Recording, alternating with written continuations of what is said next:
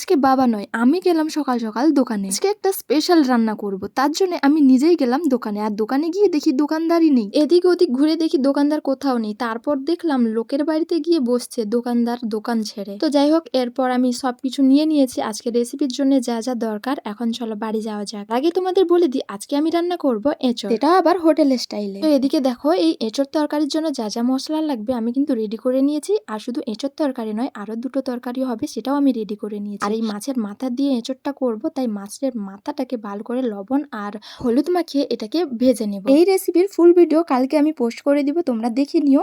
আজকে 1 মিনিটের ভিডিও সবটা দেখানো সম্ভব নয়। তো এদিকে দেখো, এঁচড়টা পুরো রান্না কমপ্লিট। আর দেখেই মনে হচ্ছে যেন মাংস হয়েছে, তাই না? সত্যি কথা বলতে কি, এঁচড় তরকারি আমার খুব একটা পছন্দের তরকারি নয়। আজকে এই তরকারিটা একটু আমি টেস্ট করছিলাম কেমন হয়েছে, তো বিশ্বাস করো 1 বাটি আমি তরকারি খেয়ে নিয়েছি। এদিকে 2 বোন খাচ্ছে ভাত, আমি খাচ্ছি শুধু তরকারি। রেসিপির ফুল ভিডিও কালকে পোস্ট করবো, দেখে নিও।